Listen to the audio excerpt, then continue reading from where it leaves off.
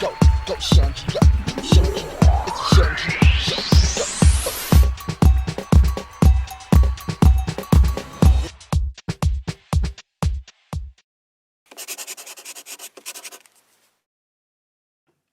Get to know Lauren Weiniger. She's the co-founder and CEO of Safely, a new app that lets people privately show their verified STD status right from their phone.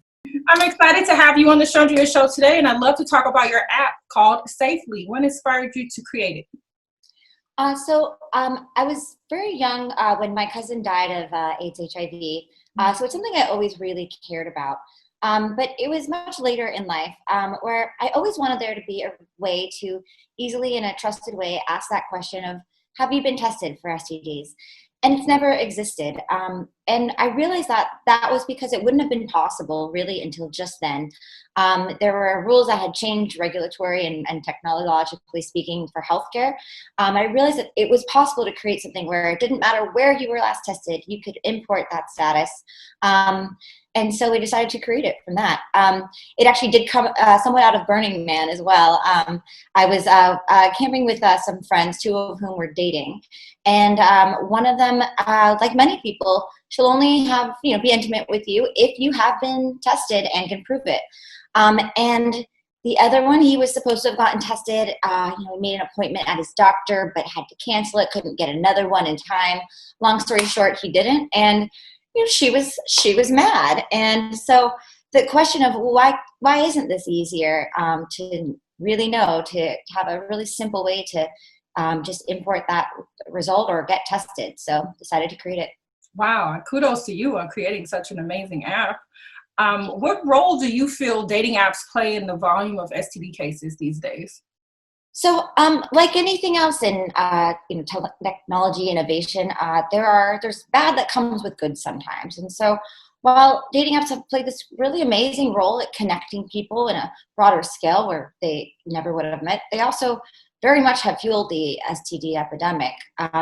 It's actually called the Tinder effect in public health circles. It's from an epidemiological perspective, if you think about it, not unlike COVID, but with STIs, it used to be you met somebody through a friend or at a bar. So the circles kind of stayed a lot more constrained. Well, now you're meeting a complete stranger, and they've met complete strangers, and it's a much, much broader pool. And so you can really track, I have charts that show the rise of dating apps, the rise of STIs rise right alongside it. What's exciting, though, is they have an opportunity to be part of the solution as well. So we are actually partnering with dating apps and adding the Safely badge to a number of them. It will never show the actual status. That's personal information that will be only shown on the Safely app. But it lets them signal, hey, I've been tested. I'm somebody who cares about my sexual health, and I can prove it with Safely. Oh, that's phenomenal. I mean, I feel like you're taking the stigma, you're creating solutions within it. And then I feel like that's going to give people more comfort too. And you're also raising your awareness. You're doing so much in one app. So gosh, that's incredible. While STDs continually rise, what do you personally want people to know about your app? I want them to know that. So we knew that in order to make this work, each part had to be so easy, and there had to be kind of no excuses. So, the way it works is there's two flows. So number one is if you were already tested, you don't have to get tested with us. It doesn't matter. You can import your results for free, and the app is free too, from anywhere. So any doctor, clinic, lab, gyno, what have you. It's a really simple process. We partnered up and connected directly to the electronic health records, so it's verified. There's no kind of upload or user input, no faking it. Wink, wink. So that you can have your results on your phone and share with your partner. Or it also makes it really easy to get tested. So you can skip the doctor's visit. I know that sometimes that can feel awkward, annoying, or just inconvenient. Makes it really easy, super fast to make an appointment. And you go to a lab, in and out. I actually just got tested last week. It took about 9 minutes, all said and done, and got your results in the app a couple of days later. Fast and easy. Like, why not do this? Speaking of awkward, while the conversation may be awkward or uncomfortable for some, how do you encourage others to feel confident enough to get tested with their partners? So it's really I think about like a message of empowerment. And we speak a lot of our messaging really is directed at women in particular, but it's for everyone. It's about really taking control of your sexual health. This is your body. And if someone's not willing to be transparent with you about their sexual health and history and status, why risk it? Now that said, yes, it's sometimes going to be a little awkward. Sex is sometimes awkward. Life is sometimes awkward. But it's a tool to have that conversation. And for some people, that conversation may happen if you're chatting on a dating app and want to know beforehand. We make that really easy. You can share it within the app. It's super private, secure, etc. For some, it may be a little closer to that moment. That choice is up to you. But the important thing is that you do have that conversation. And because it's so easy, because there's no reason not to have your status, well, then why not take that time? And what I've found and what our users report is that people really respect it. And if they don't, well, again, why risk and why put your life in this person's hands? Now, on the flip side, what's a great way to tell a new partner that you are positive? Absolutely. It's also a really good tool to have that conversation. One in, depending on the STI, about 1 in 5 to 1 in 8 people in the US are managing a chronic infection. All STIs are treatable. Many are curable. But if you're talking HIV, HSV, HPV, they're not, but the majority are treatable. And so actually we found that some of our largest supporters actually are HIV or HSV2 positive, because it does provide that tool to have the conversation. There's viral suppressant therapies like Valtrex, etc. for HSV2. Those are very effective. For HIV, if you're positive but undetectable, that means something. There's also PrEP now, so it works like like birth control essentially for HIV that the partner can be on to prevent getting HIV as well. So it is, we say the mission is to end the spread, and stigma. Both are really important. Nothing is a death sentence anymore, but it's important to find out and to get treated as early as possible, because that's where you'll have the greatest impact on your own life and body. And so you can give others the choice that maybe wasn't given to you. Absolutely. We want to be safe. We want to be healthy. We want to raise awareness. And I feel like the app is helping. Get to know Dr. Pia Washington. She's an author, financial consultant, and realtor. She's also the founder of the Property PhD, LLC. Get to know Ryan Akers. He's an entrepreneur, a financial and business consultant, and author of Getting Things Done. Today, we discuss a special topic, love and finances. Love and finances and everything that comes with that. So we got a juicy discussion today, something a little different on the Chundria Show that we're going to do today. So let's dive on in. We'll start with you, Ryan. Tell me about yourself and how your business serves in the marketplace. All right. Great question. First of all, thank you for having me. My name is Ryan Akers. I am an entrepreneur, author, father, all-around good guy, right? I do a few different businesses with a aim in the financial services field. So most commonly known as life insurance, annuities, 401ks, rollovers, things of that nature. And then I've been able to kind of branch out and successfully cross paths and run a successful trucking business now. So we're about a little under 2 years in, and even in the pandemic, we've been able to grow exponentially with our trucking business. So I think when we started, we had 1.5 trucks, and we are now at 15 and growing. So we've been blessed to kind of have our foot in the right place in the market at the right time, even though a lot of other people wouldn't agree with that based statistically. But in the trucking business, in the trucking world, it was a great opportunity early. And like I said, it ended up being a great blessing for me and the company to have our position where we were and where we are now. And Pia, please tell me about yourself and how your business serves in the marketplace. Sure. I am a mother of 4, grandmother of 1, and I am married to my junior high school sweetheart. We have been together for 37 years and married for 27 years. Also an entrepreneur and an author. I started my career in finance, and so I did a lot of corporate finance in my career for major Fortune 500 companies. And then in the last 6 or 7 years, kind of went out on my own. So I have a company called the Property PhD, which does financial and real estate consulting.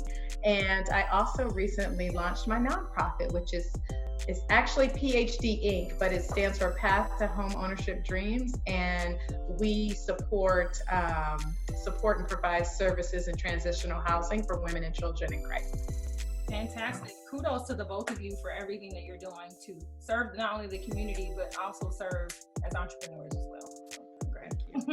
Okay, so today we're discussing love and finances as a way to help couples navigate through the difficult subject of money matters. When is a good time for couples to start discussing finances? In your opinion, first date, engagement party, never? When do you start? From jump. Come on. You say from jump? What's your name? What's your FICO? No, I'm just kidding.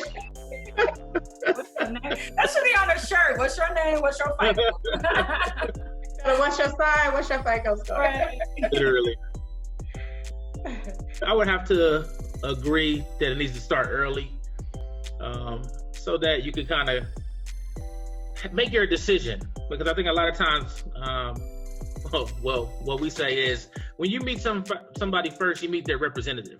You're meeting their best person first. And when you start asking questions, it allows you to kind of peel back the fog, so to speak, right?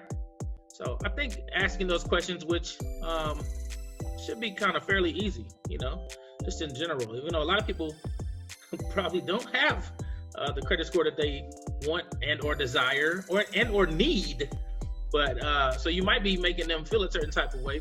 But listen, if this is a person that you're talking about spending any significant amount of time with, you want to know who you're going to spend that time with, right? I agree. Absolutely. And I think from a practical standpoint, it's, I'm jokingly talk about the FICO, but also it's more important too to find out what their thoughts about money are. You can ask questions early on about financial goals or, which is going to be critical to any relationship, right? A lot of people will talk about whether or not they want to have children, where they want to live, but they don't talk about, retirement age or planning for things like that. And they're not necessarily, they don't have to be difficult conversations, right? They can be a part of your dating process, right? Where you're getting to know that person. You're genuinely interested in how this person thinks about money and finances, because oftentimes it's something that's rooted in us from childhood, right? And how we were raised. There's a lot that goes into how we think and feel about money. And so I think having those conversations is very productive and should not be scary or taboo. I'll add this really quickly. Just today, we're doing a training with some guys out here, and the number one reason for divorce is finance. So if you can have that conversation, like she said, early, and kind of get the feelers out there to understand what this person's knowledge base is on money and or their thought process, like the doctor was saying. You could alleviate a couple of headaches, and you might even be able to find the right person earlier. I don't know. Mm-hmm.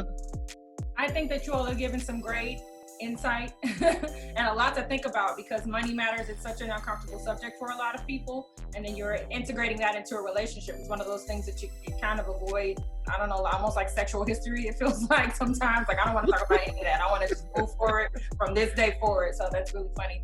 So it's time for the holidays, right? Gift giving and frivolous spending habits are commonplace in relationships and can often lead to fresh debt going into the new year.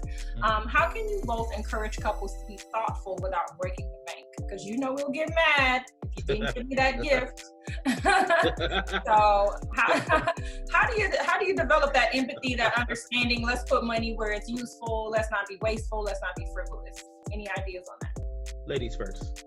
Sure, I'll go first. Thank you. I happen to be a very secure saver, It's a money styles. One of the books I co-wrote with Dr. Cosette White, who's also a friend of the show, was Love, Money, and Power. And my chapter was about like different spending styles, right? And I am different from most women, I think, because my husband's the gift giver and I am the secure saver, and I would rather he not buy me expensive gifts.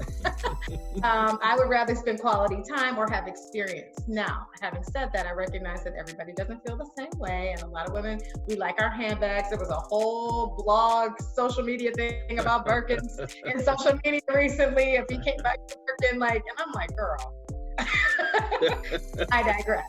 But I think that no matter what your personality is, I think that you have to be willing to have a conversation with your partner about your budget and about what your capabilities are as a couple, right? And so I think it's very naive for a woman to go into a relationship, let's just say, you're not married and you're dating or you're engaged. And, you don't have those conversations about finances, but then the expectation when Valentine's and the holidays and the birthdays come around is that you're gifted with these luxurious and lavish gifts. So again, taking us back to point one, if we've kind of had those discussions and say, you know what, we're going to set a budget. It was hard to get my husband. I mean, he was the big, I'm going to buy you a car, I'm going to fly you to Europe and you don't know kind of gift giver. Like he was grand gesture guy, right? And I was like, okay, as long as we can afford it, I'm okay with that, but you need to be within a budget. And also you need to have a conversation that it's not always about the thing or the dollar amount. Sometimes it's an experience. And one time I gave him, he said was one of his favorite gifts was a coupon book. Right, so it's like active service coupon book. It didn't cost a lot of money to put it together, but I see as you want to. But you turn this coupon whenever you want, and it was so it was just thoughtful, and it was like 30 days of different things that he could receive as an act of service from me. So. Oh, that was a good gift, but that was his favorite. Yeah. Listen, I'm like, okay, that's a great gift. Matter of fact, I hope a lot of the women are listening out there right now. So let me first say this, because I heard the doctor mention a couple of points, and I think that if you're in a relationship, one of the things that you should know is your spouse's love language, right? Because that's important. If you think that because you are a giver, because I am also, right? I think a lot of men are. We're natural givers. We like to fix problems or whatever. So we feel like, let me go do this, and she's gonna love it. And the whole time she's over here like, why didn't he just buy me a flower? Or why did something that we're not even thinking about? We're like trying to go diamonds and gold, and she's like, just take me to dinner. Just tell me you love me. So knowing your spouse's love language, I think helps a ton. That comes with communication. The other thing that happens is also being responsible. Being able to communicate, you'll know that, hey, I might have a bad financial year in business, or maybe my job just laid me off, or whatever the case may be. I feel like sometimes there's added pressure, even for men, because I'm a man, obviously, so I'm speaking for this perspective. I think for men, there's an added pressure to overachieve, unrealistic expectations even at times. And I think if you have a great communication level set with your spouse, it makes it easier, makes it more comfortable. The man feels a little bit more at ease, and then it's, you can have that conversation like, look, baby, I would like to do X, Y, and Z, but this is where my budget and parameter is. And you have to have the spouse comfortable enough to be able to say, okay, this is cool, blase, blase, blah. So I once was the guy, much like her husband, that was just like, we're just gonna do this. Oh, lavish, lavish, lavish. And it got me nowhere, right? So I believe now, as I'm maturing more in the actual experience of things. So anything that I try to do, if it's a gift even, I wanted to make it an experience in me giving that gift, because I'm a person that likes to have the remnants in the back of her mind. I want her to remember that I did this a certain type of way. I love it. Both are about creating memories. I was going to say that too. I think if we can get out of the mindset too, because I think it's not just with our spouses. I know we're talking about relationships and money, but with our children, if we have them, and getting out of the habit of feeling like Christmas or the holiday season is all about spending. Yeah. You know, when really, I mean, 2020, if nothing else, you know, it's about cherishing your loved ones and spending quality time creating memories is what I was going to say. And I think that, you know, that goes a long way as well. It doesn't always have to be about the frivolous spending just for spending's sake, you know, and I know that's sometimes a hard message to extend, whether you're the person who likes to spend the money or you're the person that likes to receive the gifts, you know, but, you know, talking about, again, your goals and what's important. And like, you know, if we're saving up, say you're saving up to buy a house, right? You know, like how is that more important than going out and buying a bunch of stuff for Christmas when you have a goal to buy a house next year? Like reestablishing that, like what's important to us in our financial future is, I think, critical. Okay, so you meet someone special. Maybe you marry someone special. I don't know. You save and they don't, or vice versa. They have excellent credit and yours needs some TLC. If that's a concern, how do you rectify the situation, or do you just throw the whole relationship away? Okay, I have a very strong opinion. Ready? Okay, come on. I have a strong opinion on this. I don't think you throw the relationship away, because just like everything else, opposites attract a lot of times. So it is going to be very, very rare that you have a male and a female, partner that's going to be the same as you. And, right. You know, Ryan, you mentioned the love languages. And again, like I took a beat from Dr. Chapman with the love languages when I came up with the spending styles or money personalities. So there's secure savers, there's spontaneous spenders, there's generous givers, and there's people who status seekers. So the Birkins, you know, they want the labels and that, and that makes them feel good, right? It makes them feel good, and it makes them feel good to give those types of things to others. So one of the things that I think is important is to not throw the relationship away, but to talk about it and to figure out where there's common ground. Because just like I'm not going to throw my relationship away because my husband and I have different love languages, or he's a people person and I'm not, like that, we balance each other out, you know, and that goes into spending too. Like he loves to, because he's generous, the bill. So when we were going to restaurants, he always picked the bill. I don't care how many people it was. I don't care. Wow. So yeah, he's that guy. And I, being the secure saver, I'll be like, oh my God, you know. I'm like, don't do it. We'll split it. But you know what? It's adapting. And what I learned to do is I set aside budget for when we go out. I'm already pre-programming myself to know this is going to be the budget, versus if it was just us going out and we were paying for our own check. I've already programmed myself to know we're going out with a group of friends and we're going to sushi. Right. This is what it is. He's going to pick up the bill. It's going to be expensive. And if I've done that, then I'm not upset. You know what I mean? And we can work together, and we've learned to balance each other out. He knows that there's a number that I'm not comfortable if he spends without telling me. Right? Because we share everything. I'm very adamant about not splitting up the finances. But I don't know how you feel about that, Ryan, but all of our stuff is joint. Yeah, all of our stuff is joint. So, but I feel like there's like under $400, whatever you're comfortable with in your family. But for us, it's like, okay, if you're going to spend under a certain amount, you don't need to talk to me about everything. But because I'm the planner and the saver, if it's going to be over a certain dollar amount, that's a conversation. It all comes back to communication and working together. So it's like we have a conversation, and it's like, okay, then we're going to plan for that. That's a plannable item. That's a budgetable item that we're going to set a goal for. Yeah. I thought that was an excellent answer, Dr. Washington. What I would say also to that tune is credit is it's important to remember. I mean, I didn't start off having excellent credit. I might have thought I did, but I ruined it. I remember going to the military and they approved me for everything anytime I went to the mall, and I literally swiped, right? Because my parents were workers, but they never taught me about credit. They taught me to work hard. So I learned that, head on, and I can't expect anybody else that I meet, because I don't know what their background is if I'm just meeting them, right? I don't know their family history, their dynamics. So I can't say I want her, she got to have an 800 credit score. No. It took me years to just get 750. Okay, I'm comfortable, but listen, it takes work, and even to be there and understand how credit works. you know, that when you spend it, your credit score is going to go down because your utilization will go up. So it depends on what you're doing, how you're doing it. So there's a strategy behind everything. But the basis of it, and I'll come back to Dr. Washington mentioned again, is communication. I'm not going to throw it away based off of credit solely. However, if there's some other traits that continue to manifest itself, it would seem like maybe you have other issues going on besides that I'm not sure if I'm comfortable with. But just purely based off of credit, no. As a matter of fact, like I just said, men, we're normal fixers. We like to try to correct things. So I'm going to try to help you. Hey, baby, you know what?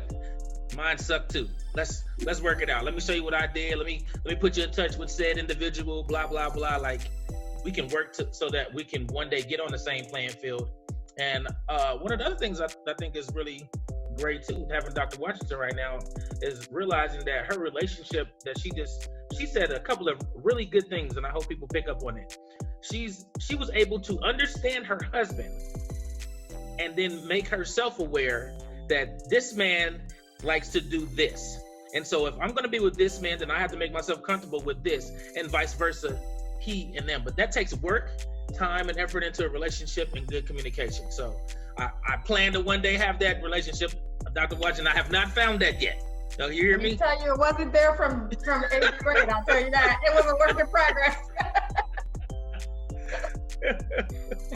That is adorable. And I like that we keep going back to that key word of communication, and being comfortable talking to your partner about whether it be finances or whatever, credit, being comfortable with that. And especially if you plan to spend the rest of your life with someone. Exactly. Well, my hope for today is that you all have spoken words that will inspire people all over the world that are watching this to think, to communicate, and also cultivate their relationships, and not to give up on their relationships. Because like you said, Ryan, earlier, that, you know, finances are such a staple in divorce rates and ending relationships.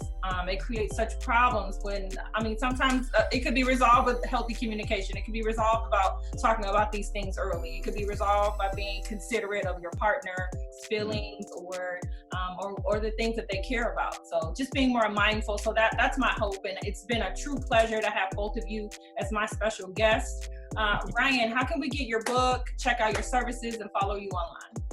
Yes, ma'am. So for all things Ryan Akers, you can go to ryanknowsbest.org, and everything that you need to know is there. My books, is there.